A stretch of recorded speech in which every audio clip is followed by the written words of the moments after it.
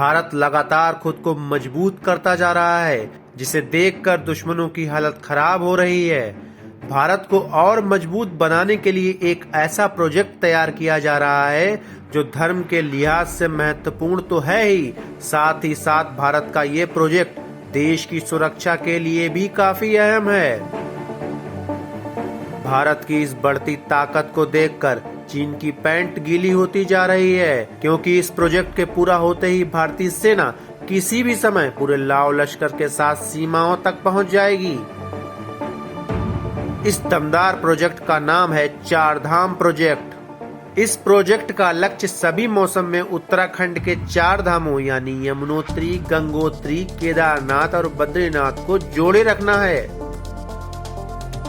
आपको बता दें कि अभी तक चारों धाम केवल गर्मियों में 6 महीनों के लिए खुलते हैं, लेकिन इस प्रोजेक्ट के पूरा होते ही चारों धाम सर्दियों में भी देश के बाकी हिस्सों से जुड़े रहेंगे।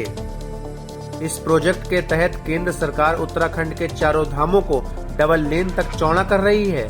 करीब 12,000 करोड़ रुपए में बनने वाले इस प्रोजेक्ट के तहत 900 किलोमीटर लंबी सड़कों का निर्माण किया जा रहा है।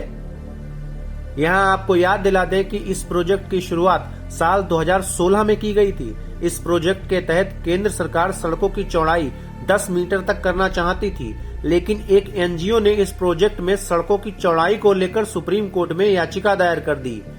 एनजीओ का कहना था कि सड़कों को चौड़ा करने के लिए पेड़ों की कटाई की जाएगी और पहाड़ों को तोड़ा जाएगा, जिससे पर्यावरण को बहुत नुकसान होगा।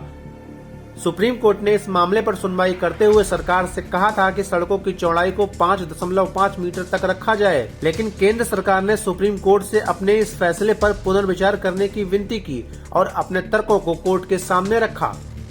केंद्र सरकार ने सुप्रीम कोर्ट से कहा कि चार धाम प्रोजेक्ट देश की सुरक्षा के लिहाज से काफी महत्वपूर्ण है। अटॉर्नी जनरल के वेणुगोपाल ने कहा कि चीन अपनी सीमाओं तक हवाई पट्टी, हेलीपैड, सैनिकों के लिए बिल्डिंग्स और रेलवे लाइनों का निर्माण कर रहा है। ऐसे में हमें भी इन सड़कों की चौड़ाई 10 मीटर तक करनी होगी, ताकि हम भी सड़क के रास्ते बॉर्डर तक हथियारों और तोपों को ले जा सकें। अटॉर्नी जनरल ने आगे कहा कि अदालत जानती है कि 1962 के भारत चीन युद्ध में क्या हुआ था। आज के समय में हमें अपनी सेनाओं को मजबूत करना होगा, ताकि हम अपने दुश्मनों को मुंह तोड़ जवाब दे सकें।